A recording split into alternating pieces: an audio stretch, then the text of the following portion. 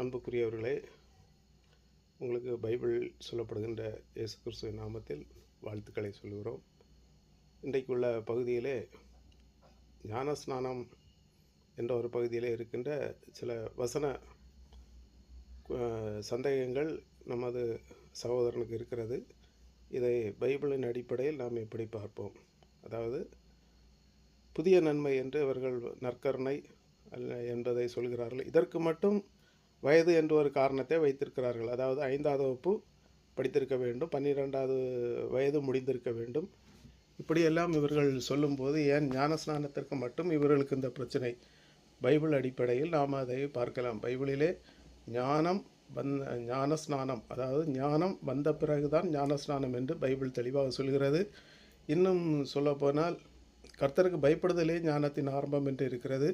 ஒரு மனிதன் கர்த்தருக்கு எப்போது பயப்படுவான் என்றால் அவனுக்கு அறிவு வந்து இது நல்லது தவறு, இப்படி நன்மை தீமை என்று அறிவு என்ற வயதில்தான் ஒரு மனிதனுக்கு ஞானம் என்ற அறிவு இருக்கிறது. அப்படியானால் ஞானம் வந்த பிறகு இருப்பது தான் ஞான ஸ்நானம். இதை அடிப்படையாக வைத்து நாம் பைபிள் படிக்கிறோம், பைபிள் பார்க்கிறோம். இன்னும் 2 கொரிந்தியர் 4:4 இந்த உலகத்தின் தேவனானவன் பிசாசு, அதாவது இந்த உலகத்தின் தேவனான பிசாசு நம்முடைய மனக்கண்களை குருடாக்கி விட்டான் என்றும் இருக்கிறது. எனவே இதன் பிறகு சங்கீதம் 119:18 உமது வேதத்தில் உள்ள அதிசயங்களை நாம் பார்க்கும்படிக்கு என் கண்களை திறந்தரலும் என்று பைபிள் தெளிவாக சொல்கிறது. இன்னைக்கு திருச்சபையில் இயேசுவுக்கு யோவான் ஸ்நானகர் ஞானஸ்நானம் கொடுத்தனால கொண்டாடுறோம். இயேசுவுக்கே 30 வயசுல தான் ஞானஸ்நானம் கொடுத்தாங்க. ஆனால் கத்தோலிக்க திருச்சபையில் குழந்தைகளே ஞானஸ்நானம் கொடுத்துறீங்களே, இது சரின்னு நினைக்கிறீங்களா? இந்த கேள்விக்குள்ள போகிறதுக்கு முன்னாடி ஞானஸ்நானம்னா, அதாவது ஞானஸ்நானம் என்றால் அவர்கள் சொல்வார்கள் விளக்கம். அதாவது இவர்களுடைய கேள்வி வந்து குழந்தை ஞானஸ்நானம் சரியே என்று தான் அவர்கள் வாதிப்பார்கள். அதே நேரத்தில் பைபிள் படியும் உலக பிரகாரமான அறிவுப்படியும் குழந்தை ஞானஸ்நானம் தவறு என்று தான் பைபிள் படி நாம் அறிய முடியும். இதை எப்படி என்று நாம் பார்ப்போம். முதல்ல என்னென்னு தெரிஞ்சுக்கணும். இங்கிலீஷில் அதுக்கு பேர் பேப்டிசம்னு சொல்கிறோம். ஆனால் தமிழில் பார்த்தீங்கன்னா அதற்கு அழகாக மொழிபெயர்த்திருப்பாங்க, ஞான ஸ்நானம் அப்படிம்பாங்க. இப்போ ஸ்நானம்னா குடியல். இப்போ ஞான குடியல், ஒருத்தனுக்குள்ள ஞானத்தை நிரப்புறதுக்கு பேர் தான் ஞான ஸ்நானம். ஞானத்தை நிரப்புவதல்ல. நீங்கள் சொன்னோன்னா ஒரு மனுஷனுக்கு ஞானம் வந்துடுமா? அது 2வது மேட்ருங்க. அவன் வந்து நன்மை தீமை அறியக்கூடிய ஒரு தருணம், அந்த வயது. இப்போ நாம் வந்து ஒரு விளக்கு எறிகிறதுன்னா அந்த தீயில நம்ம தொட்டால் சுடுன்னு உள்ளது அவனுக்கு நன்றாகவே தெரியும். ஒரு குழந்தைக்கு அது தெரியாது. அப்போ அந்த குழந்தைக்கு எப்படி ஞானம் இருக்குது? வயது வந்தவர்களுக்கு தான் அது தவறு, இது தண்ணியில் இறக்கக்கூடாது, அல்லனா இது மின்சாரம், இதை தொடக்கூடாதுன்னு உள்ள தெளிவு இருக்கிறது. அப்போ ஞானம் வந்த பிறகு எடுக்கின்ற ஸ்நானமே ஞான ஸ்நானம் என்பதை புரிந்து கொள்ளுங்கள். இப்போ இங்கிலீஷில் பேப்டிசம் அப்படிங்கும்போது இந்த பேப்டிசம் அப்படிங்கிற பழக்கம் வந்து ஏதோ கிறிஸ்தவர்கள் இருந்தால் தான் தொடங்குச்சா அப்படின்னா இல்லை. அது வந்து ட்ரெடிஷனில் இருக்கிற ஒரு முறை தான். நீங்கள் யோவான் வந்து அதாவது ஸ்நாபகாரில் அப்புறம் என்னங்க ட்ரெடிஷன்? அது தீர்த்தம் தெளிக்கிறதெல்லாம் அந்த கதையெல்லாம் இன்னொரு பக்கம் இருக்கட்டு. அதாவது கத்தோலிக்க பைலா, அதாவது ஆர்சி பிரிவில் அவங்க பைலா பிரிவில் விசுவாசம் படிப்பித்து கொடுத்த பிறகு தான் ஞானஸ்நானம் கொடுக்க வேண்டும் என்று தெளிவாக உங்களது பைலா இருக்கிறது. நீங்கள் வேணுமானால் உங்களுடைய மெட்டானியாரிடம் போய் கேளுங்கள், உங்களுடைய பங்கு தந்தையிடம் கேளுங்கள், உங்கள் ஃபாதர்கிட்ட போய் கேளுங்க. விசுவாசம் எப்போது வரும்? விசுவாசம் கேள்வியினால் வரும் என்று தெளிவாக இருக்கிறது. அப்போ இதை விட்டுவிட்டு நீங்கள் எங்கு வருகிறீர்கள்? அந்த அந்த கிளாசிக்கலுக்கு நேர் மாறாக வருகிறீர்கள். எனவே பைலாவை படித்து, பைலாவில் ஒரு குழந்தைக்கு எப்படி அந்த விசுவாசம் என்பது அவங்களுக்கு படிப்பின வரும்? விசுவாசம் கேள்வியினால் வரும். அந்த இன்னுமாய் கர்த்தருக்கு பயப்படுதலே ஞானத்தின் ஆரம்பம் என்றெல்லாம் பைபிளில் வசனம் இருக்கிறது. நீங்கள் உங்களுக்கு ஏற்றபடி ஏதாவது சொல்லக்கூடாது. சொல்லக்கூடிய ஜான் த பேப்டிஸ்ட் இருக்கார் இல்லையா, அவர் வந்து ஏதோ புதுசாலாம் ஒன்று தோணுங்கள். எல்லா கலாச்சாரத்திலையும் இந்த தண்ணீரின் மூலமாக ஒரு புதிய விஷயத்தை ஆரம்பிக்கிறங்கிற கல்ச்சர் இருக்குது. இந்தியன் கல்ச்சர் எடுத்துக்கிட்டிங்கன்னா சண்டை வந்துருச்சு, இல்லை யாரு கூடயாவது அந்த உறவை முடிச்சுருந்துருச்சு, என் பாவங்கள்லாம் அதோட போயிடுச்சு அப்படின்னு சொல்லி நம்புவாங்க. இப்போ அதில் இருக்கிற ஒரு பேசிக் அண்டர்ஸ்டாண்டிங் என்னென்னா, தண்ணிக்கும் ஒரு மனிதனுக்கும் மிகப்பெரிய ஒரு கனெக்ஷன் இருக்குது. அதாவது தண்ணிக்கும் மனுஷனுக்கும் அண்டர்ஸ்டாண்டிங் இருக்குது, பேசிக் இருக்குன்னு உள்ளதெல்லாம் அதெல்லாம் 2வது. அது உலக பிரகாரமாக வேறு மாதிரி நம்ம சொல்லக்கூடிய நிலைமைக்கு நேராக அது வரலாம்.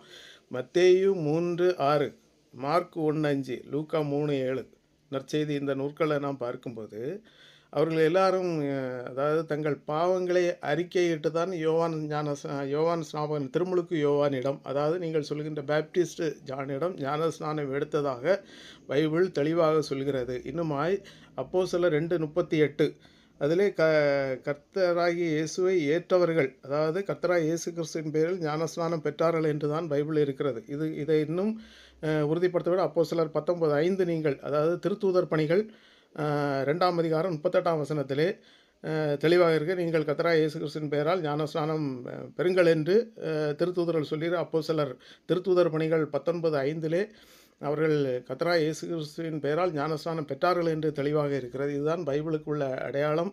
அதாவது விசுவாசம் கற்பித்து கொடுத்த பிறகு விசுவாசத்தை ஏற்று கிறிஸ்து எனக்காக மரித்தார், உயிர்த்தெழுந்தார் என்பதை அறிந்த பிற்பாடு தான் ஞானஸ்நானம் எடுக்க வேண்டும். இன்னும் இயேசு 30ஆம் வயதில் ஞானஸ்நானம் எடுத்தார் என்றால் அதனுடைய இது நமக்கு முன் மாதிரி தானே ஒழிய வேறு எதுவும் இல்லை. அதாவது மெமரியோட வாட்டர் ரொம்ப ரிலேட் ஆகும். அதே மாதிரி தண்ணி ஒருத்தர் மேலே படும் பொழுதும் ஒரு தண்ணிக்கும் முக்கியமான கனெக்ஷன் என்ன அப்படிங்கிறத பற்றிலாம் இருக்குது. அதனால தான் இந்த பாவத்திலிருந்து விடுபடுறதுக்கு அருகம்புல்லை வச்சுட்டு முக்கிறதோ இல்லை தலை முழுகிறேன் அப்படின்னு சொல்லிட்டு தண்ணி எடுத்துட்டு மேலே ஊற்றிட்டு ஒரு விஷயத்தை கழிக்கிறதோ இல்லை துவங்குறதோ பண்ணிட்டு இருப்பாங்க.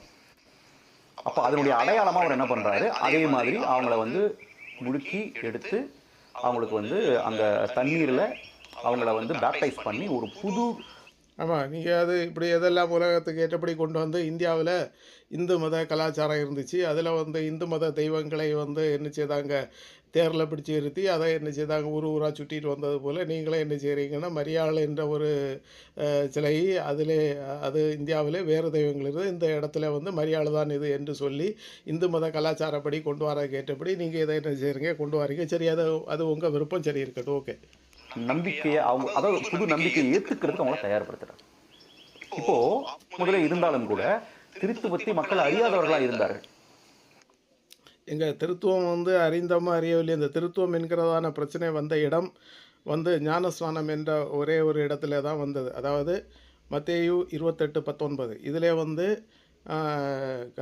பிதா குமாரன் பரிசுத்தாவி ஞானஸ்நானம் பெயரில் ஞானஸ்நானம் கொடுங்கள் என்று இயேசு கிறிஸ்து சொன்னதாக நிசையா விசுவாச சங்கத்தினர் சொல்லியிருக்கிறார்கள்.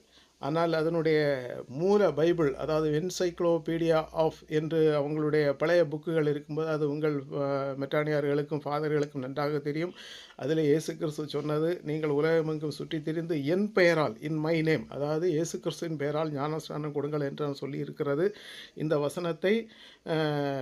வசனத்தின் அடிப்படையிலே ஞானஸ்நானம் கொடுக்க வேண்டுமென்றால் திருத்தூதர்கள் யாருமே, அதாவது அப்போஸ்தலர்களான பவுல், இன்னுமாய் பேதுரு போன்றவர்கள் ஞானஸ்நானம் கொடுத்த இடத்துல எந்த இடத்துலையுமே திருத்துவ ஞானஸ்நானம் கொடுத்ததாக பைபிளில் எந்த ஆதாரமும் இல்லை. திருத்துவ பிரச்சனை வந்த இடத்தை உருவாக்கினது இந்த ஞானஸ்நான பிரச்சனை. எனவே திருத்துவம் என்கிற ஒரு வார்த்தை எப்படி அது சரி தவறு என்பதை நீங்களே புரிந்து கொள்ளுங்கள். இயேசு தான் ரிவீல் பண்றாரு அப்படிங்கும்போது யோவானுக்கு அது தெரிஞ்சிருக்க வாய்ப்பு இல்லை. அப்போ அவர் ஒரு திருமுழுக்கு அண்டர்ஸ்டாண்டிங் ரிவீல் ஆகுது, புரிதல் அப்படிங்கிறது அன்னைக்கு தரப்படுது. இதுதான் பேப்டிசம். அப்போ இந்த திருத்துவ ஞானத்தால் ஒருவரை நிரப்புவது அப்படிங்கிறது தான் ஞானம். எனக்கு இந்த கேள்வி கேட்கறவங்களை பார்த்தாலே கொஞ்சம் பாவமா இருக்கும். ஏன்னா கிறிஸ்தவமே எங்கிருந்து துவங்குது அப்படின்னா ஆபிரகாம். அதாவது கேள்வி கேட்குற உங்களையும் சேர்த்து தாங்க, நீங்கள் தானே கேள்வி கேட்டீங்க, குழந்தை ஞானஸ்நானம் கொடுக்கலாமா கொடுக்கக்கூடாது, அதாவது உங்களையும் சேர்த்து, அதாவது கேள்வி கேட்குற உங்களையும் சேர்த்து தான் கேள்வி கேட்குறவங்களில் பார்த்தாச்சுன்னா பாவமாக இருக்குதுன்னு அவங்க சொல்கிறாங்க. அதை நீங்கள் தான் புரிஞ்சுக்கணும். பைபிளை தெளிவாக படிங்க. ஞானஸ்நானம்னா என்ன, ஞானம் வந்த பிறகு ஸ்நானம் எடுக்க வேண்டும். அதனுடைய இன்னொரு காரியம் இப்போ நீங்கள் புது நன்மை ஒரு சின்ன அப்படின்னா பச்சை குழந்தைக்கு நீங்கள் புது நன்மை கொடுக்கலாமே, கொடுக்கலையே, ஏன் 5ஆம் கிளாஸாவது படிக்கணும்னு சொல்லிட்டு ஒரு அறிவுக்கு வரீங்க இல்லை? அதே போல் பைபிளுக்குள்ளே வாங்க, தெளிவாக வாங்க, உலக ஞானம் என்னன்னு தெரியணும். ரிலீஜியனுடைய நம்பிக்கை முதல் அப்படிங்கிறது தான் கிறிஸ்தவர்களுடைய நம்பிக்கை. இப்போ இந்த ஜென்ம பாவத்தில் பிறந்த ஒருத்தனுக்கு, அதாவது கிறிஸ்தவர்களுடைய நம்பிக்கை என்று சொல்ல, கிறிஸ்தவர்கள் இன்னுமா பைபிள் படி தெளிவாக இருக்கிறவர்கள் இருக்கிறார்கள். கத்தோலிக்க நம்பிக்கை என்று சொல்லுங்கள். கத்தோலிக்க நன்மை என்பது தான் அது பிறந்தவுடன் ஞானஸ்நானம் கொடுக்கணும். கிறிஸ்தவத்தில் பிறந்தவுடனே ஞானஸ்நானம் கொடுக்கறதோ குழந்தை ஞானஸ்நானம் கொடுப்பதற்கு பேசிக்கு காரணமே யார்? இந்த கத்தோலிக்க நிசையா விசுவாச சங்கத்தார், அதில் இருந்தால் பேசிக். ஆனால் திருத்தூதர்கள் யாருமே இன்னுமாய் பழைய அந்த திருமுழுக்கு யோவான் சொன்ன சம்பவத்திலும் கூட என்ன இருக்கிறது என்றால் தங்கள் பாவங்களை அறிக்கையிட்டு என்ன செய்தார்கள், ஞானஸ்நானம் எடுத்தார்கள் என்று இருக்கிறது. இன்னுமாய் அப்போஸ்தலர் திருத்தூதர் பணிகள் பகுதியிலே நாம் படிக்கும் போதும் அவர்கள் கர்த்தராகிய இயேசு கிறிஸ்துவின் பெயரால் ஞானஸ்நானம் பெற்றார்கள் என்றும் தெளிவாக இருக்கிறது. என்றைக்கு விடுதலை கிடைக்கும்? இப்போ ஒருத்தன் பட்னியாக கிடக்குறான், அவனுக்கு எப்போ சாப்பாடு கொடுக்கலாம் அப்படின்னு சொல்லிட்டு நீங்கள் ஜாதகம் பார்த்துட்டு இருப்பீங்களா? அவங்க ஞாபகம் பார்ப்பாங்களா இருக்கும். குழந்தைக்கு பசியாக இருக்கக்கூடிய குழந்தைக்கு ஆகாரம் கொடுக்கணும் உள்ளதுக்கு ஞானஸ்நானம் எதுக்குங்க? அதுக்கு இப்போ தெருவில் ஒருத்தர் நடந்து போகிறோம், ஒரு பாவப்பட்டவன் என்ன வயிறு பசிக்கு ஆகாரம் வேணும்னு கேட்டாங்கன்னா அதுக்கு நீங்கள் ஜாதகம் பார்த்தா கொடுப்பீங்க. என்னங்க நீங்கள் கிளாசிக்கல் கொண்டு வரீங்க சொல்லுங்கள். ஓகே, ஒருத்தன் பட்னியாக கிடக்கிறான் அப்படின்னா அந்த இடத்துல அவனுக்கு சாப்பாடு கொடுக்கணும் அப்படின்னா எவ்வளோ சீக்கிரம் கொடுக்கணுமோ அவ்வளோ சீக்கிரம் கொடுப்பீங்க. இப்போ ஒருத்தன் செத்துக்கிட்டு இருக்கான், அவனுக்கு மருந்து கொடுக்குறது அப்படின்னா இயேசு கிறிஸ்துவினுடைய அந்த மகன் மூலமாக இணையம். இந்த ஞானம் ஒருத்தனுக்குள்ள தரப்படும் பொழுதுதான் மீண்டும் அந்த உறவு புதுப்பிக்கப்படுது. அப்ப எவ்வளவு சீக்கிரம் கொடுக்கணும் தெரியுங்களா? ஒரு குழந்தை குழந்தை பிறந்த பிறகு நீங்கள் கொடுக்கக்கூடிய ஞானஸ்நானம் அந்த பிள்ளைக்கு எந்த அறிவும் வராதுங்க. ஞானம் வந்த பிறகு தான் அறிவு கொடுக்கணும். பசி வந்த பிள்ளை தான் சாப்பிடும், அழக்கூடிய பிள்ளைக்கு தான் பால். அதுபோல் ஒரு மனுஷனுக்கு ஞானம் வந்த பிறகு, அதாவது அதை தான் கத்தோலிக்கத்தில் பேசிக்கில் உங்கள் பைலா புக்கில் அங்கே தெளிவாக எழுதியிருக்கு. நீங்கள் என்ன இப்போ வேணால் உங்கள் ஃபாதர்கிட்ட போய் கேளுங்க. இதெல்லாம் வெளியே சொல்லவே மாட்டான், பைபிளே படிக்க விட மாட்டாவே. என்னடியும் பைபிள் படிக்க விட்டுருப்பாங்கன்னா தான் அங்கே வரவங்க எல்லாம் பைபிளை தூக்கிட்டு வருவாங்களே. யாரும் அங்கே பைபிளை தூக்கிட்டு வரேன்? ஒருத்தருமே பைபிள் தூக்கி கையில் ஜெபமாலே இருக்கும், ஆனால் பைபிள் கிடையாது. சரி இருக்கட்டும், அது உங்கள் நம்பிக்கை. எவ்வளோ சீக்கிரம் கொடுக்க முடியுமோ அவ்வளோ சீக்கிரம் கொடுக்கறது நல்லது. நம்ம சும்மா 8 நாள் அப்படிமா, என்ன கேட்டால் 8 நாள் கூட இல்லை, பிறந்த அடுத்த செகண்டே கூட கொடுக்கலாம். ஏன்னா ஒரு சில குழந்தைகள் பிறந்து இது இன்னும் 5 நிமிஷம் தான் உயிரோட இருக்கும், 10 நிமிஷம் தான் உயிரோட இருக்கும் அப்படிங்கிற கண்டிஷன் இருக்கும்போது அடுத்த செகண்டே அதெல்லாம் எப்படிங்க உங்களுக்கு சரிப்பட்டு வரும்? ஒரு ஆஸ்பத்திரியில் குழந்தை பிறந்திருக்கு, அந்த குழந்தை சிலது ப்ரீத்திங் ட்ரபிள் இருக்கும், அது கரெக்டான ஒரு பொசிஷன் வந்திருக்கு, அது உடனே அடுத்த செகண்டு ஞானஸ்நானம் கொடுக்கும். சரி, நீங்கள் அடுத்த செகண்ட் ஞானஸ்நானம் நீங்கள் கொடுங்க, ஆனால் பைபிள் அதை அனுமதிக்கலையே. பைபிளில் என்னென்னா பாவங்களை அறிக்கையிட்டு ஞானஸ்நானம் பெற்றார்கள். இன்னுமாய் அப்போஸ்தலர் பகுதிகளிலே என்ன செய்திருக்காங்க, எல்லாரும் விசுவாசம் அறிந்த பிறகு தான் அங்கே என்ன செய்த ஞானஸ்நானம் பெற்றார்கள் என்று பைபிளில் தெளிவாக இருக்கிறது. அதாவது ஞானம் என்றால் ஒரு மனுஷன் அவன் செய்யக்கூடியது எது சரி எது தவறு என்று அவனுக்கு ஒரு தெளிவான அறிவு இருக்குங்க, அதுதான் ஞானம். சும்மா கண்ணை மூடிட்டு என்ன செய்யக்கூடாது. நீங்கள் திருப்பாடல் 111:10 பார்க்கும்போது கர்த்தருக்கு பயப்படுதலே ஞானத்தின் ஆரம்பம் என்று தெளிவாக இருக்கிறது. அப்போ ஒரு மனுஷன் ஞானம் வரணும்னு சொன்னால் அவனுக்கு கர்த்தருக்கு பயப்படக்கூடிய அறிவு தெளிவாக இருக்கணும். இன்னும் சொல்லப்போனால் பழமொழி ஆகமம், அதாவது நீதிமொழிகள், நீதிமொழிகள் 1:7 மூடர் ஞானத்தை, அதாவது கர்த்தருக்கு பயப்படுதலே ஞானத்தின் ஆரம்பம், மூடர் ஞானத்தை அசட்டை பண்ணுகிறார்கள் என்று தெளிவாக இருக்கிறது. அப்படி இருக்கும்போது நீங்கள் ஞானத்தை அவர்களுக்கு ஊட்டுவீங்களா, இல்லைன்னா ஞானத்தை அசட்டை பண்ணி பச்சை குழந்தை பிறந்த அடுத்த செகண்ட் ஞானஸ்நானம் கொடுப்பீங்களா என்பதை நீங்கள் தான் குழந்தைக்கு நீங்கள் அந்த ஞானத்தை அந்த ஞானத்தை தந்து அந்த குழந்தைய ஜென்ம பாவத்திலிருந்து நீங்கள் சொல்லி விதண்டாவாதம் பேசுவாங்க. அந்த ஒரு விதண்டாவாதம் இல்லைங்க. பைபிள் படி நம்ம நடக்கிறதும் பேசுவதும் சொல்வதும் செய்யறதும் ஒரு விதண்டாவாதம் கிடையாது. உங்களுக்கு தான் அது விதண்டாவாதமாக இருக்கும். நீங்கள் தான் பைபிளுக்கு விரோதமாக யார் செயல்பட்டாலும் அதை தட்டி கேட்டால் உடனே விதண்டாவாதமா? யார் நினைக்கிறதுக்கு ஏற்றபடி பைபிள் நடக்க முடியுமா? பைபிள் என்ன போதிச்சிருக்கு அதன்படி தான் நடக்க முடியுமே ஒழிய பைபிளுக்கு விரோதமாக நடக்கிறத திருப்பி கேட்டால் உடனே அதுக்கு என்ன சொல்லுவாங்க? விதண்டாவாதம்னு சொல்லுவாங்க. சரி, ஓகே.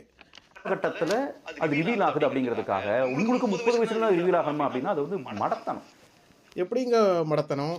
உங்களுக்கு 30 வயசில் தான் இந்த ஞானஸ்நானம் எடுக்கணும்னு சொன்னால் என்னது அது மடத்தனம் என்றால் அது உங்களுக்கு அது எப்படி நியாயமாகும்? அவர்களுக்கு மடத்தனம் என்ன, உங்களுக்கு மடத்தனம் தான். அவங்களுக்கு மட்டும் எப்படி அது மடத்தனம் ஆகும்? திருப்பாடல் 111:10 கர்த்தருக்கு பயப்படுதலே ஞானத்தின் ஆரம்பம். ஞானம் வந்த பிறகு தான் ஒரு மனுஷனுக்கு ஞானஸ்நானம் எடுக்க. நீதிமொழிகள் பழமொழி ஆகும் 1:7 மூடர் ஞானத்தை அசட்டம் பண்ணுகிறார்கள். அவர்களுக்கு, அதாவது கர்த்தருக்கு பயப்படுதலே ஞானத்தின் ஆரம்பம் என்று சொன்னாலும் மூடர் ஞானத்தை அசட்டை பண்ணுகிறார்கள் என்று இருக்கிறதே. அப்படி பார்க்கும்போது நீங்கள் என்னத்தை எப்படி சொல்லுவீங்க? அதாவது மடத்தனம் என்று நீங்கள் சொல்வது உங்களுக்கு அது சரியா என்பதை நீங்கள் தான் யோசிக்க வேண்டும். அப்படி விஷயம் பண்ணவே கூடாது. இயேசுவுக்கு 30 வயசுல கொடுத்தாங்க, ஆனால் அந்த ஞானம் இயேசுவுக்கு அப்புறம் இருக்கிற எல்லாருக்கும் எந்த விதமான கண்டிஷன் இல்லாமல் தரப்படுது.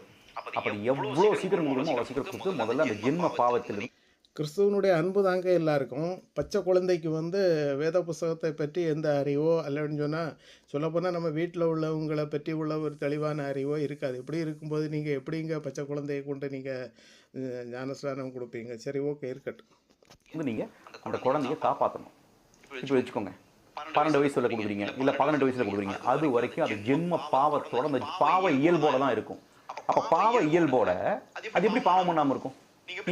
அது எப்படிங்க ஜென்ம பாவம் எப்படி பாவம் பண்ணிட்டுருக்கோம்? 12 வயசில் வரைக்கும் வந்து பாவம் செய்யக்கூடியது வந்து சொந்த அறிவில் பண்ணக்கூடியது. அப்போ 12 வயசு 10 வயசு தாண்டினதில் அடுத்த பிள்ளைகளன்னு உள்ளது இதெல்லாம் பாவமா?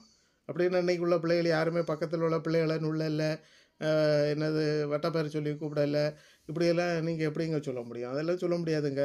அது அறிவு வந்த பிறகு தான் ஞானஸ்நானம் எடுக்கணும். இதை நீங்கள் புரிஞ்சுங்க. சும்மா கண்ணை மூடிட்டு உடனே என்னது ஜென்ம பாவம் இப்படின்னு சொல்லிட்டு ஒரு இது கிளாசிக்கலை நீங்கள் எப்படிங்க உருவாக்க முடியும்? அது இப்போ இன்னும் சொன்னால் பைபிளில் தெளிவாக இருக்குது. 3ஆம் 4ஆம் தலைமுறை மட்டும் விசாரிக்கிற எரிச்சல் உள்ள தேவன் சொல்லிட்டு பைபிளில் தெளிவாக இருக்குல்ல. இதுக்கு என்ன பதில் சொல்ல போகிறீங்க? அப்போ இவங்க ஞானஸ்நானம் எடுத்த உடனே 3ஆம் 4ஆம் தலைமுறை வரை உள்ள அந்த பாவத்திலேருந்து இவங்க ரிலீஃப் ஆகி மேலே வர முடியுமா என்றால் அவன் மன்னிப்பு கேட்டால் மட்டும்தான் அதுலேருந்து ரிலீஃப் ஆக முடியும். இது பைபிள் படி உள்ள சம்பவங்க. எப்படி ப்ரீச் பண்ணுவீங்க முதல்ல? அப்போ பாவ இயல்போடையே ஒருத்தன் வாழ்ந்துட்டு இருக்கிறான் அப்படின்னா, இப்ப அவனுக்குள்ள கிறிஸ்துவினுடைய அந்த இரக்கம், இயேசு கிறிஸ்து மூலமாக அந்த இரக்கம் அவனுக்கு இன்னும் தரப்படலை அப்படின்னா அவனோட செயலுக்கு யாரு காரணம்? இப்ப நீங்க வந்து இல்ல அவன் அவனா கண்ட்ரோல்டா இருக்கணும் அப்படின்னா அப்ப இல்லைங்க, செல்ஃபாட்டு ஒரு மனுஷன் வந்து தவறு செய்யாதவன் வந்து நிறைய பேர் இருக்கா. அது வந்து கிறிஸ்தவன் மட்டும் இல்லைங்க, வேறு மதத்தில் உள்ளவங்களும், அதாவது இன்னும் சொல்லப்போனால் கடவுள் இல்லை என்று சொல்கின்ற நாஸ்திகர்கள் உட்பட, அல்லனா இந்து மதத்தை சார்ந்தவர்கள், வேறு மதத்தை சார்ந்தவர்கள், சிக்க மதம், புத்த மதம், இதில் எல்லாம் சார்ந்தவர்கள் வந்து மனசாட்சிக்கு உட்பட்டு எந்த தவறுமே செய்யாமல் தன்னுடைய அரசு பணிகளில் உட்பட அன்றாட தினக்கூலி வேலை செய்கிறவர்கள் கூட எத்தனையோ மனிதர்கள் ஒரு சிறு தவறு கூட செய்யாதவர்கள் இன்று இருக்கிறார்கள் என்பது உங்களுக்கு தெரிந்திருக்கும். அவனுடைய முயற்சியில தான் அவனுக்கு மீட்பு கிடைக்குதா? அவனுடைய முயற்சியில் தான் அந்த பாவம் பண்ணாமல் இருக்கிறானா அப்படின்னா இது எல்லாமே கிறிஸ்துவுக்கு எதிரானது. ஏதோ பைபிளில் கொடுக்கப்பட்டிருக்கு அப்படிங்கிறதுக்காக நான் அதை செய்யணுங்கிற அவசியம் கிடையாது. ஒரே விஷயம்தான், ஜென்ம பாவத்திலிருந்து அவனை அறுத்தெடுத்து புது படைப்புக்குள்ள அவனை கொண்டு வர்றது வந்து எவ்வளவு சீக்கிரம் தரப்படணுமோ அவ்வளவு சீக்கிரம் தரப்படும். அதாவது ஜென்ம பாவத்திலிருந்து வந்து அது வந்து சரி என்று நீங்கள் சொன்னாலும் ஒரு ஞானஸ்நானத்தை இதுக்கு லிங்க் பண்ணி உடனே அவனுடைய பாவங்கள் மன்னிக்கப்படும் என்று சொல்வதற்கு அளவில் அப்படி யாருமே வந்ததாட்டு இல்லை. அதாவது பைபிள் படி ஒரு மனுஷன் ஞானஸ்நானம் அறிவு வந்த பிறகு தான் எடுக்க வேண்டும் என்பது தான் தெளிவான ஒரு கருத்து. அவ்வளோ. நீங்க எவ்வளவு சீக்கிரம் வேணாலும் கொடுக்கலாம், ஆனா அந்த குழந்தைக்கு அது என்னன்னு தெரியுமா? தெரிஞ்ச பிறகு தானே கொடுக்க முடியும். இல்லைங்க, இது கரெக்ட். அதாவது அந்த குழந்தைக்கு பாவம்னா என்னதுன்னு தெரியவே செய்யாது, நீதினா என்னதுன்னு தெரியவே செய்யாது, அறிவுனா என்னென்னு என்ன தெரியாது, விசுவாசம்னாலே என்னதுன்னு அந்த பிள்ளைக்கு தெரியாத போது எப்படி கொடுக்க முடியும்?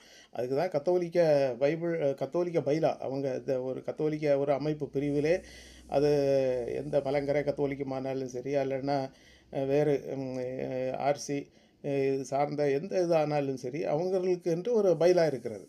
அப்போ அந்த பைலாப்படி பட்டக்காரன் எப்போது ஞானஸ்நானம் கொடுக்க வேண்டும் என்றால் விசுவாசம் படிப்பித்து கொடுத்த பிறகு ஞானஸ்நானம் கொடுக்க வேண்டும் என்று தெளிவாக இருக்கிறது. மூழ்கி ஞானஸ்நானம் வேணுமானால் மூழ்கி கொடுக்கல, தெளிச்சு கொடுக்கணும்னு சொன்னால் மட்டும் அதுக்கெல்லாம் மட்டும் நீங்கள் தெளிவாக வச்சுருக்கிறீங்களே. சரி, அதே போல் புதுநன்மை கொடுக்கறதுக்கு ஒரு 6 மாதம் இல்லைன்னா 1 வருஷம் அதுக்கு ஒரு சின்ன ஒரு கோர்ஸ் போல் நீங்கள் வச்சு அதுக்கு சொல்லி கொடுக்குறீங்க. அப்போ இதுக்கெல்லாம் மட்டும் அறிவு இருக்குது, ஞானஸ்நானத்துக்கு மட்டும் அறிவு இல்லைன்னா இது என்னங்க கணக்கு? ஓகே, வந்து ஒரு நகைப்புக்குரிய கேள்வி. நிறைய ஒரு பிரிவின சபை இல்லைங்க, பிரிவின சபைக்கு காரணமே தான். அதாவது ஒரு பைலா இருக்கிறது, அந்த பைலாவுக்கு விரோதமாக ஒரு மனிதன் செய்யும்போது அதுலேருந்து வெளியில் வர்றது வந்து அது எப்படிங்க நீங்கள் பிரிவினைன்னு சொல்லுவீங்க? பைபிள் வந்து பொதுவானது, அதாவது இல்லைன்னா சொல்லப்போனால் திருவிவிலியம் வந்து பொதுவானது. அந்த பைபிளோட சில காரணங்கள் வந்து அந்த சபையில் இப்படிப்பட்ட சில பிரச்சனைகள் இருப்பதனால அதுலேருந்து வெளியில் வராங்க. சுருக்கமாக சொல்லப்போனால் இப்போ அந்த ப்ராட்டஸ்டன்ட்டை ஸ்தாபித்தவர் யார் என்று உங்களுக்கு தெரியும். எதற்காக அங்கேருந்து வெளியில் வந்தார்கள்? அப்போ அந்த பாவ மன்னிப்பு சீட்டை இன்னுமே நீங்கள் வச்சு விற்கலாமே. என்னத்துக்கு ஒரு குறிப்பிட்ட ஒரு மனிதன் அதை செய்தாருன்னு அதை ஒன்றை மட்டும் அதை தள்ளுபடி செய்திருக்கிறீங்க, மீதி உள்ளதெல்லாம் அங்கே இருக்கிறது. சில காரியங்கள் சில வேதத்துக்கு புறம்பான காரியங்கள் உள்ளுக்குள்ளே இருக்கிறது. அப்போ இதெல்லாம் தப்புன்னு சொல்லி தெரிஞ்சு பலர் வெளியில் வராங்க.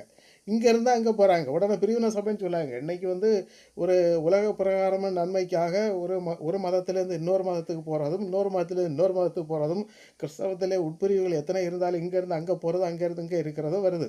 அதனால் நீங்கள் என்ன செய்யக்கூடாது, உடனே பிரிவினை சபை பிரிவினை சபை பிரிவினை சபை. அது என்ன பிரிவினை சபை? ஏன் நீங்கள் சொல்லுங்கள், நாங்கள் கத்தோலிக்க அடிப்படை கத்தோலிக்க மத பிரிவுன்னு சொல்லுங்கள். பாக்கி உள்ளவங்கள நீங்கள் வேணால் என்ன செய்யுங்க, ப்ராட்டஸ்டன்ட் பிரிவுன்னு சொல்லுங்கள். என்ன பிரிவினை? பிரிவினை சபை இந்த கேள்வியை கேட்குறாங்க. ஃபஸ்ட்டு, ஒரு குழந்தைக்கு தன் பாவிங்கிறது தெரியுமா? தெரியாது. குழந்தைக்கு பாவின்னு தெரியாதுங்க. அதனால தான் விசுவாசம் படித்து கொடுத்து ஞானஸ்தானம் கொடுங்கன்னு கத்தோலிக்க பையில தெளிவாக சொல்லுது. அதாவது ஆவாமியவாள் பண்ணிட்டாங்க, அது எதுக்கு அந்த குழந்தைக்கு வரணும்? அந்த குழந்தை ஏதாவது பண்ணிச்சா? அந்த குழந்தை எதுவுமே பண்ணாமல் அந்த மாறியதுக்கு பின்ன 3ஆம் 4ஆம் தலைமுறை மட்டும் விசாரிக்கிற தேவன்னு சொல்லிட்டு பைபிளில் தெளிவாக இருக்குல்ல, இதெல்லாம் உங்களுக்கு தெரியாதா? நீங்கள் என்னது விடுதலை பயணம் 20ஆம் அதிகாரம் நீங்கள் படிச்சீங்கன்னா அங்கே 10 கட்டளைகள் தெளிவாக இருக்கிறது.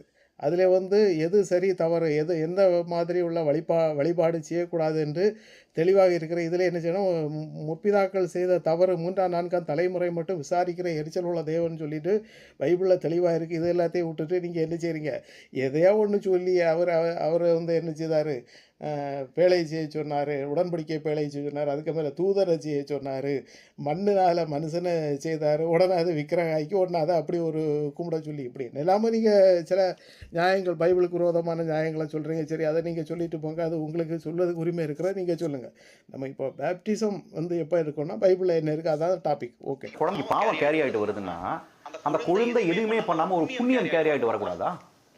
இப்போ எனக்கு ஒரு கிரேஸ் கிடைச்சிருக்குங்க. அந்த கிரேஸ் யார் மூலமாக வருது? இயேசு கிறிஸ்துவின் பலி மூலமாக வருது. ஆனால் அந்த பலிக்கே அடித்தளமாக இருப்பது என்ன? அன்னை மரியாள் வந்து உமது வார்த்தையின்படி ஆகட்டும் அப்படிங்கிறாங்க. இப்போ இதுக்கு நான் ஏதாவது பண்ணியிருக்கேனா அப்படின்னா கிடையாது. அவங்க சொன்னதன் மூலம் இங்கே உடைய வார்த்தையின்படி ஆகப்படாதுன்னு சொன்னால் அந்த காலத்தில் வந்து பைபிள் வந்து அந்த பைபிளுக்கு உட்பட்டு, அதாவது யூத நியாய பிரமாணங்களுக்கு உட்பட்டு அந்த மரியாள் என்கிற தாய் அதாவது மிக பரிசுத்தமாக இருந்த காரணத்தினால கர்த்தர் அவர்களை தேர்ந்தெடுத்தார். அல்ல சும்மா எல்லாம் ரோட்டில் போனால் வந்தாங்க எல்லாரையும் கர்த்தர் தேர்ந்தெடுக்கலை. இன்றைக்கு வரைக்கும் இப்போ உங்கள் கத்தோலிக்க மத பிரிவிலே ஒருவர் போதகராக வர வேண்டுமானால் கத்தோலிக்க மத பாரம்பரியத்தில் அவர் வந்திருக்க வேண்டும். அவர்களை என்ன செய்கிறார்கள், ஃபாதராக வருகிறார்கள்.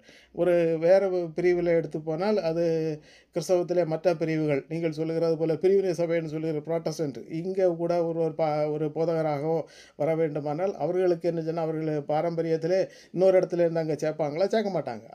அதை எந்த பிரிவு இருக்கிற அந்த பிரிவிலே அடிப்படையிலேருந்து வளர்ந்து வந்தவர்கள் தான் இந்த இது படிக்க முடியும் என்பதை நீங்கள் புரிந்திருப்பீர்கள். எனக்கு ஒரு மீட்பு கிடைச்சிருக்குது. ஓகேங்களா? இப்போ இது எதுக்கு இப்போ இதெல்லாமே வந்து எனக்கு தெரிஞ்சுதான் நான் பண்ணணும் அப்படின்னா எனக்கு தெரியாம தானே எனக்கு பாவமே வந்திருக்குது. வணக்கம் நண்பா. ஸோ இன்னைக்கு இந்த வீடியோ ரொம்ப வித்தியாசமான ஒரு டிவியோட வந்திருக்கேன்னு சொல்லலாம். எனக்கு பாவமே வந்திருக்குது. அப்போ உங்களுக்கே தெரியாம புண்ணியம் வரதை மட்டும் ஏன் லாஜிக் கொஸ்டின் அனுப்புறீங்க? இது எல்லாமே கிறிஸ்துவுக்கு எதிரானது. அதான் ஏற்கனவே சொன்னேன் இல்லையா? இல்லைங்க, நமக்கு தெரியாமல் புண்ணியம் வர்றது வேற, நமக்கு தெரியாமல் பாவம் வர. நமக்கு தெரியாமல் எப்படி பாவம் வரும்? அதாவது அப்படியானால் ஞானஸ்நானம் இன்றைக்கு கிறிஸ்தவர்கள் எத்தனை பேர்களோ என்னது உங்கள் பிரிவில் ஆனாலும் சரி குழந்தை ஞானஸ்நானம் எடுத்தவர்கள் உட்பட, அல்லைன்னா வயது வந்த பிறகு நீங்கள் சொன்னது போல் அடல்ட் ஒன்லின்னு சொல்கிறீங்களே, என்ன பரியாசமான வார்த்தை. சரி இருக்கட்டு, வயது வந்த பிறகு ஞானஸ்நானம் எடுத்தவர்களுக்கும் அவர்கள் என்ன செய்யணும், அதன் பிறகு விசுவாசத்தோடு உறுதியாக நிற்க வேண்டும். அப்பொழுதுதான் பாவங்கள் மாறும் என்று தெளிவான ஒரு நம்பிக்கையோடு இருக்கிறார். அதனால் ஜென்ம பாவம் மாறுமா என்று கேட்டால் மாறும். அது சும்மா நினச்ச உடனே எல்லாம் போய் மாற எல்லாம் செய்யாதுங்க. அதனால் பைபிளுக்கு அதுக்கு சில ஆதாரங்கள் இருக்கிறது. அதை படித்து அதன்படி தான் இருக்க வேண்டும். ஒரு குழந்தை எவ்வளவு சீக்கிரம் கடவுளுடைய உறவாட முடியுமோ அந்த உறவை வந்து நம்ம சீக்கிரம் கொண்டு போயிடும். அதாவது குழந்தை ஞானஸ்நானம் தவறுதானே ஒழிய குழந்தை உறவாடுவதற்கு பைபிள் ஒரு தடை இல்லை, மதம் ஒரு தடை இல்லை. எந்த மதத்திலையுமே அவன் கடவுளை கும்பிடுகிறான் என்றால் யார் அந்தந்த மதத்தில் உள்ளவர்கள் அதை என்ன செய்ய மாட்டாங்க, தடுக்க மாட்டார்கள். இன்றைக்கு எல்லா கிறிஸ்தவத்தினுடைய எல்லா பிரிவுகளும் பைபிளை தெளிவாக படிக்கிறார்கள். பைபிள் வசனங்களை அவங்க போகின்ற கோயில்களுக்கு அதை வசனத்தை அதை சொல்கிறார்கள், அதில் மறைக்கல்வி வைக்கிறார்கள். இங்கே என்ன பைபிள் கல்வி இருக்கிறது. இந்த பரீட்சையில் எழுதி வெற்றி பெறுகிற மதிப்பெண்கள் வாங்குகிறார்கள் எல்லாம் உங்களுக்கு தெரியும்.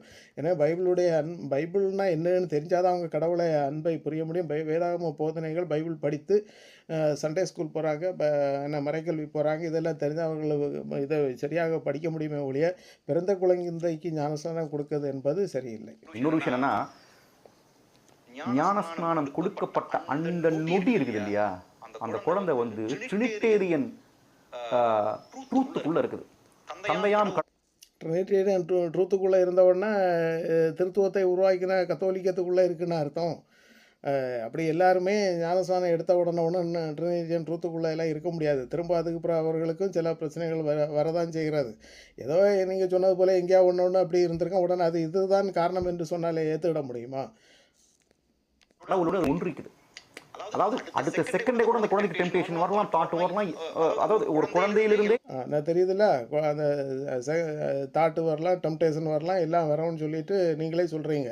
சரி, ஓகே, எல்லாமே செயல்பட ஆரம்பிச்சிடும். இப்படி என்ன வேணாலும் நடக்கலாம். ஆனால் அந்த பேப்டிசம் தர்ற அந்த மொமெண்ட் இருக்கு இல்லையா, அங்கே என்ன நடக்குது அப்படின்னா, it is one with God.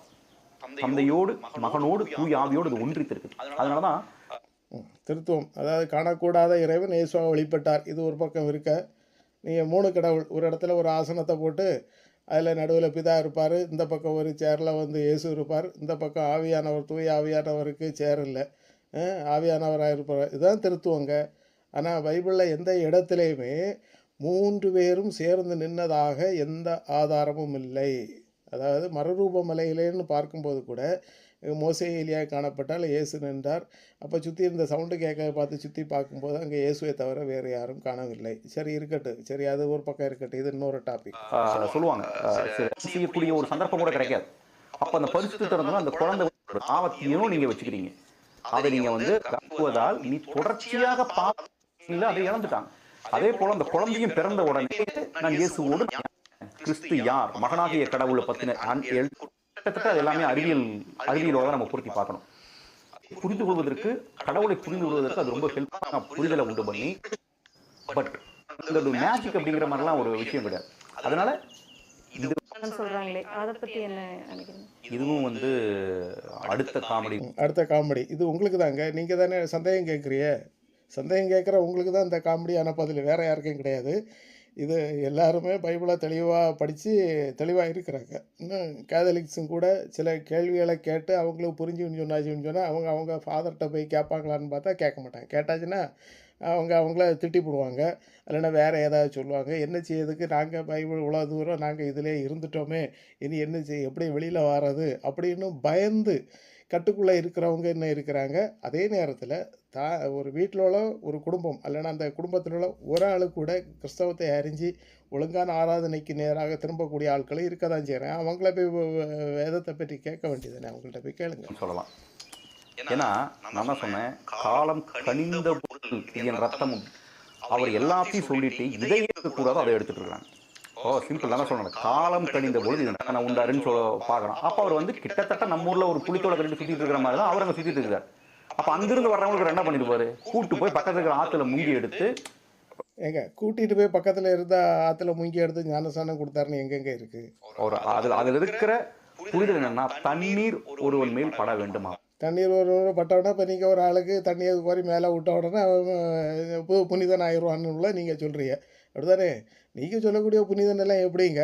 அதாவது இப்போது அல்போன்சா அவங்களாம் எடுத்துட்டாச்சுன்னா இத்தனை வருஷம் கழித்து அவங்களுக்கு புனிதர் பட்டம் கொடுத்துருக்குறாங்க. இன்னும் இந்த நாகர்கோயிலில் காற்றாடி மலை அந்த பகுதியில் தேவசகாயம் என்பவர், இவர் எந்த மதத்தில் இருந்தவர், எந்த மதத்துக்கு வந்தார், எப்போ அவர் மரித்தார், எப்படி மரித்தார், எத்தனை வருஷம் கழித்து புனிதர் பட்டம் கொடுக்குறீங்க. அது வரைக்கும் அவரை கண்டுகொள்ள ஆள் இல்லை. இப்போ புனிதர் பட்டம் கொடுத்த பிறகு ஒரு நியாயம், புனிதர் பட்டம் கொடுப்பதுக்கு முந்தி ஒரு நியாயம். இது என்னங்க, தண்ணி பட்ட உடனே அவங்க புனிதர் ஆயிடுவாங்க. இது என்ன இப்படி? அது 2வது மேட்ருங்க. தெளிவாக பேசணும் பைபிளுக்கு உட்பட்டு. அவ்வளோதான். தண்ணீர், அந்த நீரின் மூலமாக ஒருத்தனுக்குள்ள ஒரு கான்ஷியஸை அந்த ட்ரிகர் பண்ணி அதுக்குள்ள ஒரு விஷயத்தை விதைக்கணும். பழசிலடா புதுசு அப்படின்றத யோவான் பண்ணார். அப்படி இல்லை, அவனை வந்து சில விசுவாசத்தை அந்த ஞானஸ்நானம் எடுக்கும்போது உங்கள் மதத்திலே எடுத்துவிடுவோமே, ஒரு மனுஷன் வந்து 30 வயசில் ஞானஸ்நானம் எடுக்கான்னு எடுப்பதாக கத்தோலிக்கத்தில் வாரான்னு வச்சுவிடுவோமே. தனக்கு வீட்டிலே ஒரு ஞானஸ்நான தொட்டியை கட்டி போட்டுட்டு எனக்கு பைபிள் படி எனக்கு ஞானஸ்நானம் வேணும்னு சொல்லி வந்தோன்னா உங்கள் ஒரு வேளை ஃபாதர் போய் ஞானஸ்நானம் காரணம் நீங்கள் சொல்லுவீங்களே, தெளிப்பு ஞானஸ்நானம் முங்கு ஞானஸ்நானம் ஒன்றும் இல்லை, அதான் கொடுக்கணுன்னா கொடுக்கறதுக்கு ரெடின்னு சொல்லிட்டு நீங்கள் சொல்கிறீங்க. அப்போ ஃபாதர் வந்து கேட்டாங்கன்னா பைபிள் உள்ள சில வசனத்தை அவர் கேட்காமலா கொடுப்பாரு? இல்லை. சில வசனத்தை என்ன இயேசு கிறிஸ்துவை தெய்வமாக ஏற்றுக்கொள்கிறா, இல்லைன்னா உங்கள் பாரம்பரியத்தில் உள்ள பிரிவை வந்து சரியாக ஏற்றுக்கொண்டீர்களான்னு உள்ள கேள்விகளை எல்லாம் கேட்டால் ஞானஸ்நானம் கொடுப்பார். அதுபோல் அந்த திருமுழுக்கு யோவான் ஞானஸ்நானம் கொடுக்கும்போது அவரிடம் தங்கள் பாவங்களை அறிக்கையிட்டு தான் என்ன ஞானஸ்நானம் கொடுத்தார்கள் என்று பெற்றார்கள் என்று பைபிளில் தெளிவாக இருக்குன்னு. அதுக்கப்புறம் பழசிலடா புதுசு புதுசு என்ன அப்படிங்கிறப்போ அந்த இடத்துல ட்ரினிடேரியன் அண்டர்ஸ்டாண்டிங் அவனுக்குள்ள சொல்றாரு. அப்போ மட்டும் ஒரு லாஜிக் என்ன சொல்றான், இல்லை இல்லை அதெல்லாம் அடல்ட்டானால நான் தான் சொல்லிட்டேன். ட்ரினிடேரியன் சொல்லிட்டு ஒரு லைனு அங்கே அதை நீங்கள் கொண்டு வந்ததுங்க. மத்தேயு 28:19 பிதா குமாரன் பரிசுத்தாவின் பெயரால் ஞானஸ்நானம் கொடுங்கள் என்ற வார்த்தையை எழுதினது நிசையா விசுவாச சங்கம் என்று தெளிவான ஆதாரங்கள் இருக்கிறது.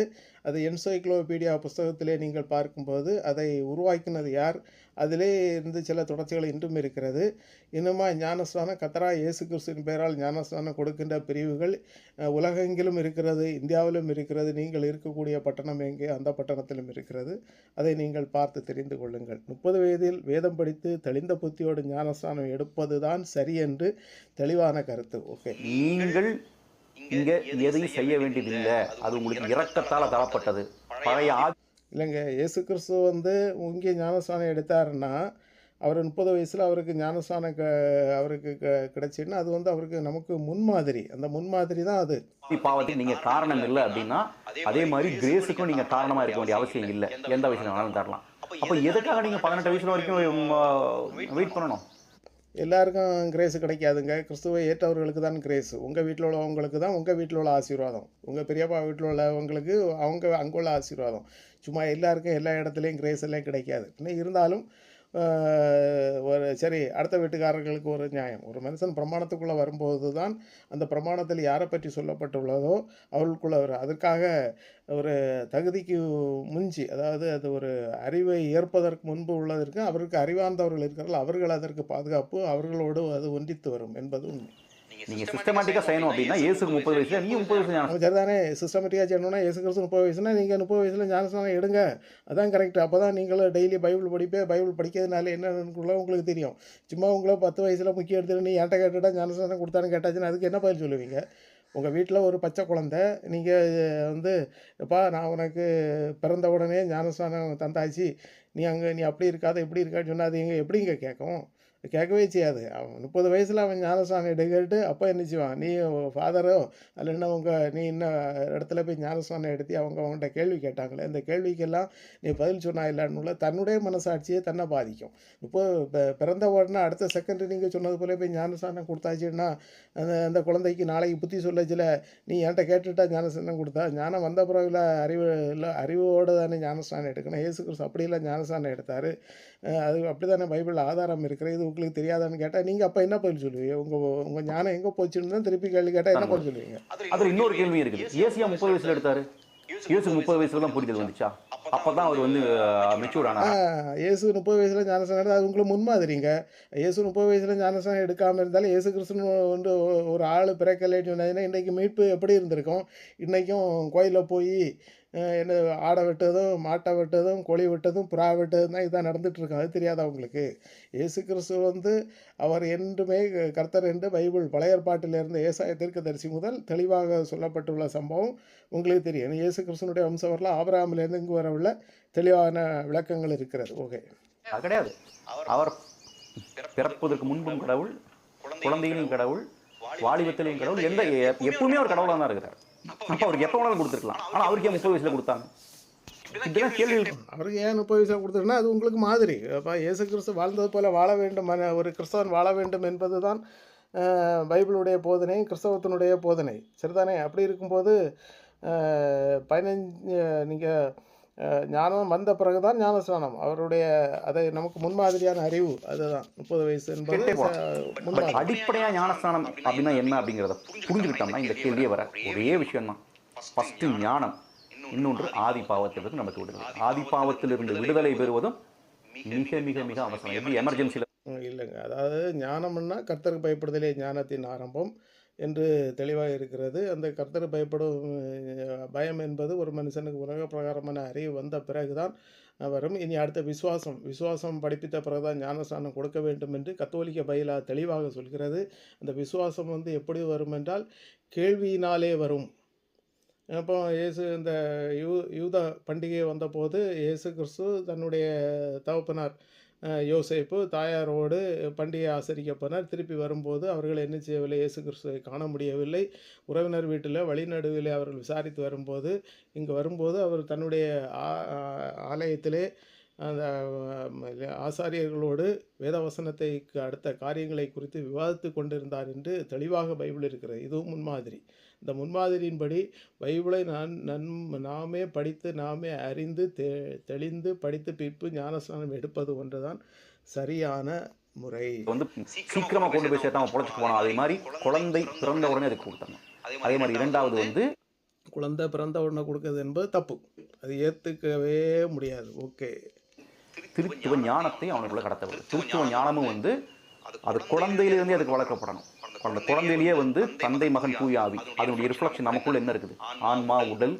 தந்தைனா பிதானா யார்? பிதாவுக்கு பிறகு இயேசு கிறிஸ்து எப்படி வந்தார்? வசனம் எப்படி ஆதியிலே வார்த்தை இருந்து அந்த வார்த்தை தேவனாக இருந்தது. இந்த வசனங்கள் எல்லாம் இருக்கிறது. தேவன் மாம்சத்தில் வெளிப்பட்டார்.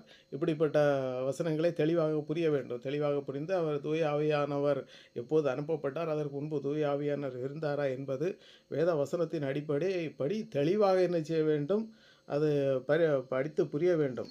மனது அப்படின்னு சொல்லக்கூடிய ஒரு ப்ராக்டிஸ். அது வந்து ஒரு குழந்தை பிறந்து அது சிறு வயதிலிருந்தே தாய் தந்தையர் மூலமாக ஞான பெற்றோர்கள் மூலமாக அந்த குழந்தைக்கு தரப்பட்ட அந்த ஞானத்திலேயே வளர்த்துருக்கு. இங்கே பிரச்சனை என்னன்னா, ஞான பெற்றோர்கள் அப்படியெல்லாம் சொல்லி கொடுப்பாங்களா? அது தெரியுமா உங்களுக்கு? அப்படி என்ன கேட்டாச்சுன்னா ஞான பெற்றோர்களெல்லாம் அப்படி ஒரு தெளிவான அறிவு கொடுத்ததாட்டு இல்லை. பேப்டிசம் என்ன நமக்கே தெரியல. தெரிஞ்சாலும் அதை ஃபாலோ பண்ண முடியும். ஏன்னா நம்மளே அந்த இயல்புகளை விலகி போயிடும். அதனால கோப்பையான அர்த்தம் நமக்கு புரிஞ்சுதுன்னா அது தெரியுதுல்ல. அதாவது ஞானஸ்நானம் வந்து எடுத்துட்டோம், திரும்பவும் விலகி போகிறோன்னு உள்ளது. அப்போ நம்ம ஒரு மனுஷன் வந்து விலகி போகிறது இயற்கை. அப்போ குழந்தையில ஞானஸ்நானம் கொடுத்தது அதுக்கு தன்னுடைய அறிவு இல்லை. அப்போ எப்படி அந்த அறிவு வரும்? அதனால தான் சொல்லுது 30 வயசில் ஞானஸ்நானம் எடுத்துட்டு அந்த பைபிளை படித்து இருக்கும்போது நம்ம ஞானஸ்நானம் எடுத்தோம். இதனுடைய கான்சியஸ் இதுதான், இதனுடைய உணர்வு இதுதான், இதனுடைய அர்த்தம் இதுதான் என்று தெளிவான அறிவு வரும் என்று கேள்விகளே வராது. ஸோ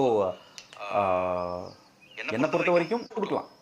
பட் எது வந்து உங்களை பொறுத்த வரைக்கும் என்ன செய்யலாம், ஞானஸ்நானம் கொடுக்கலாம். ஆனால் பைபிள் படி என்ன செய்ய முடியாது, குழந்தை ஞானஸ்நானம் தவறு. உங்களை பொறுத்த மட்டும் என்ன செய்யலாம், சின்ன குழந்தைகளுக்கு ஞானஸ்நானம் கொடுக்கலான்னு உள்ளது சரி. பைபிள் படி ஞானஸ்நானம் கொடுப்பது வந்து தப்பு. உங்களுக்கு அது ஞானத்தை தருவதற்கு எது ஏதுவாக இருக்குதோ அதை நீங்கள் செய்யுங்க. அதற்காக திணிப்பே வேண்டாம் அப்படின்னு சொல்கிறதெல்லாம் வந்து ஒரு மாதிரி ஞானம் வேண்டுமென்று நம்ம ஞானம் வந்த பிறகு ஞானஸ்நானம் எடுப்பது தான் என்னது தெளிவான அறிவு. தனமான ஒரு வாதம். அது வந்து ஒரு பைபிள் ஒன்லி நம்பிக்கையிலிருந்து ரொம்ப குறுகிய சிந்தனையோடு வர்ற ஒரு இல்லாஜிக்கல் பெர்ஸ்பெக்டிவ். அதனால எது வேணாம் அப்படி இல்லைங்க. பைபிள் தான் ஒரு மனுஷனுக்கு அடிப்படை அறிவு.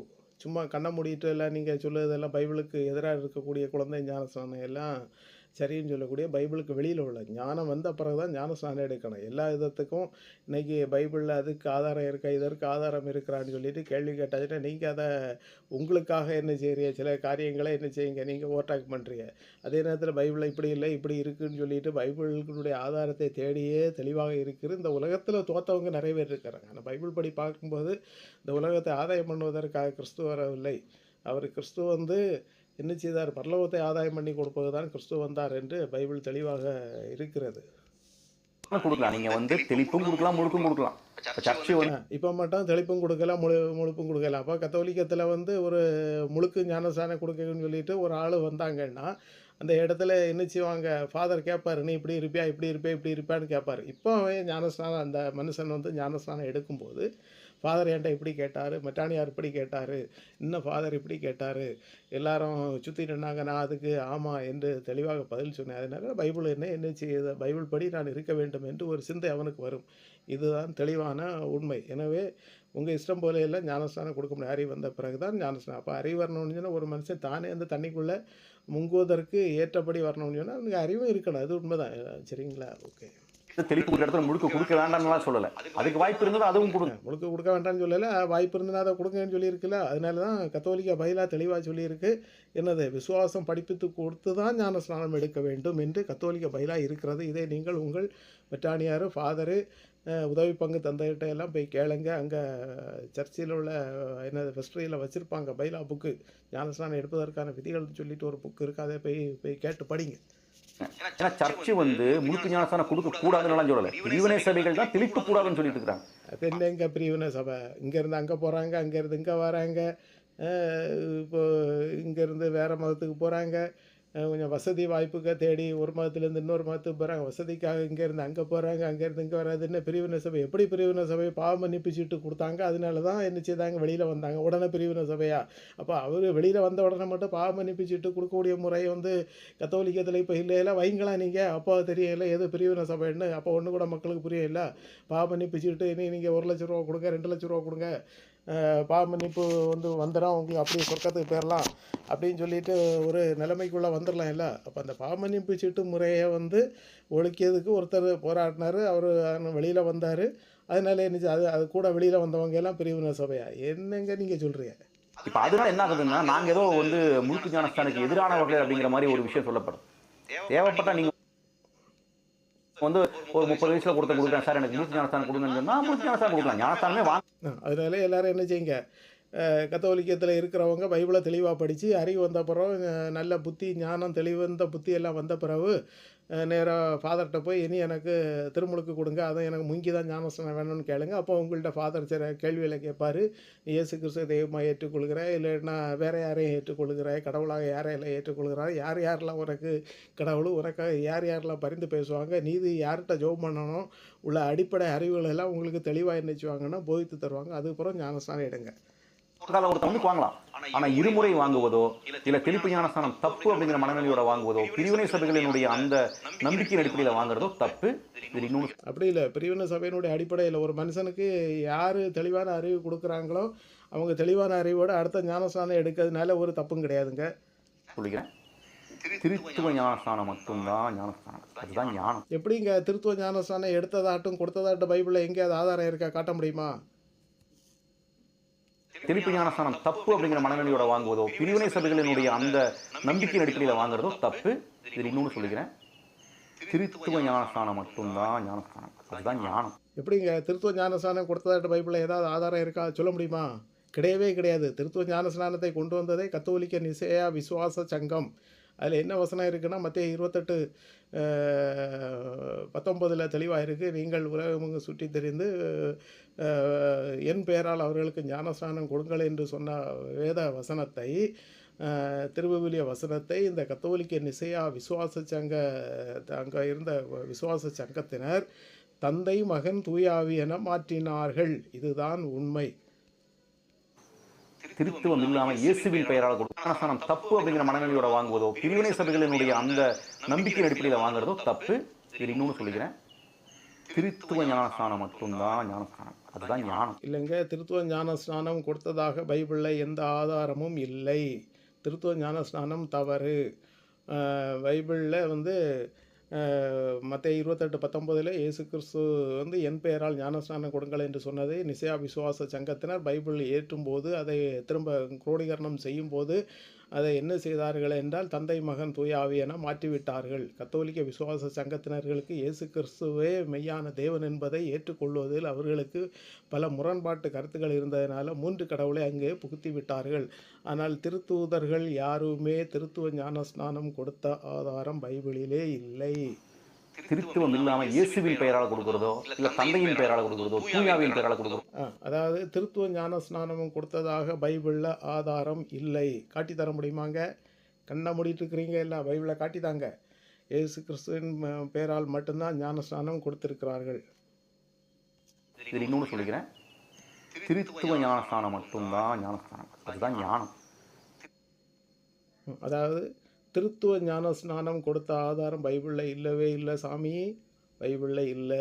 கர்த்தராகிய இயேசு கிறிஸ்துவின் பெயரால் ஞானஸ்நானம் எடுங்கள் என்று திருத்தூதர் பணிகள் 2:38 வசனம் தெளிவாக இருக்கிறது. அப்போஸ்தலர் 19:5 அவர்கள் எல்லாரும் கர்த்தராகிய இயேசு கிறிஸ்துவின் பெயரால் ஞானஸ்நானம் கொடுத்தார்கள்.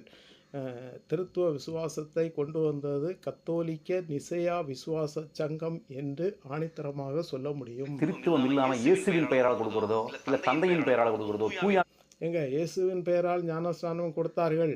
அங்கே யாரும் தந்தையின் பெயராலும் கொடுக்கவில்லை, தூய ஆவியின் பெயராலும் கொடுக்கவில்லை. கர்த்தராகிய இயேசு கிறிஸ்துவின் பெயரால் தான் ஞானஸ்நானம் கொடுத்திருக்கிறார்கள். இதில் இன்னொன்று சொல்லிக்கிறேன், திருத்துவ ஞானஸ்நானம் மட்டும்தான் ஞானஸ்நானம், அதுதான் ஞானம். திருத்துவ ஞானஸ்நானம் கொடுத்த ஆதாரம் பைபிளிலே எதுவும் இல்லை. திருத்துவம் இல்லாம இயேசுவின் பெயரால் கொடுக்கிறதோ இல்ல இயேசு கிறிஸ்துவின் பெயரால் ஞானஸ்நானம் கொடுத்த ஆதாரம் மட்டும்தான் பைபிளில் இருக்கிறது. அது எங்கே இருக்கிறது என்றால் அப்போஸ்தலர் 2:38, அப்போஸ்தலர் 19:5 இந்த 2 வசனங்களை நீங்கள் பார்க்கும்போது அப்போஸ்தலர் 2:38 நீங்கள் யாவரும் கர்த்தராகிய இயேசு கிறிஸ்துவின் பெயரால் ஞானஸ்நானம் பெறுங்கள் என்று தெளிவாக சொல்லப்பட்டுள்ளது. அப்பொழுது தூய ஆவியின் வரத்தை பெறுவீர்கள் என்று இருக்கிறது. அப்போஸ்தலர் 19:5 அப்பொழுது அவர்கள் எல்லாரும் கர்த்தராகிய இயேசு கிறிஸ்துவின் பெயரால் ஞானஸ்நானம் பெற்றார்கள் என்று தெளிவாக இருக்கிறது. தந்தையின் பெயரால் கொடுக்கிறதோ தூயாவின் பெயரால் கொடுக்கிறதோ ஞானஸ்நானம் கிடையாது. அதாவது இந்த ஞானஸ்நானம் கிடையாது. தந்தையின் பெயராலும் தூய ஆவியின் பெயராலும் ஞானஸ்நானம் கொடுத்த ஆதாரம் இல்லவே இல்லை. அப்படியானால் அப்போஸ்தலர் திருத்தூதர் பணிகள் 19:5 கர்த்தராகிய இயேசு கிறிஸ்துவின் பெயரால் தான் ஞானஸ்நானம் எடுத்தார்கள். அப்போஸ்தலர் திருத்தூதர் பணிகள் 2:38 வந்து அவர்கள் நீங்கள் கர்த்தராகிய இயேசு கிறிஸ்துவின் பெயரால் ஞானஸ்நானம் எடுங்கள் என்று தெளிவாக சொல்லப்பட்டுள்ளது.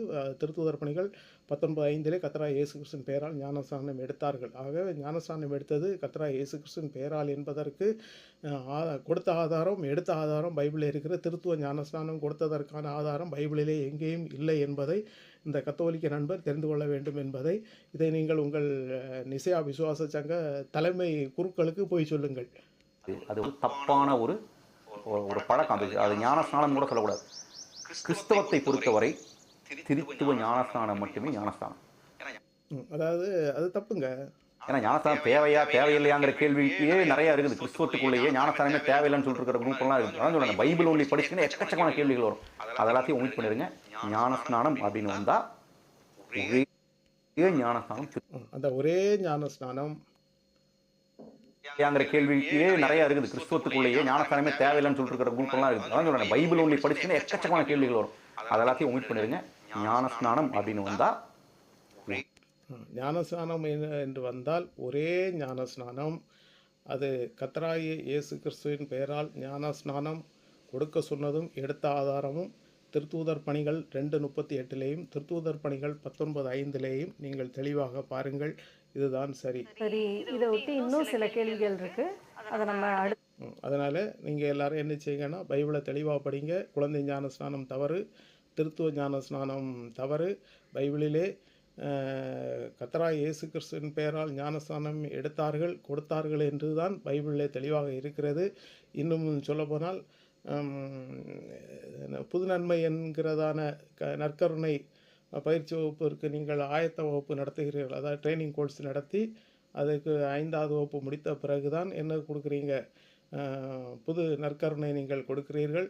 அதே போல் ஞானஸ்நானம் எடுக்கும்போதும் வேதாகமத்தை படிப்பித்து கொடுத்த விசுவாசம் அறிந்த பிறகு தான் ஞானஸ்நானம் கொடுக்க வேண்டும் என்பது கத்தோலிக்க பைலா தெளிவாக இருக்கிறது. எனவே வேதாகமத்தை தெளிவாக படித்து ஞானஸ்நானம் எடுக்க வேண்டும், கொடுக்க வேண்டும்.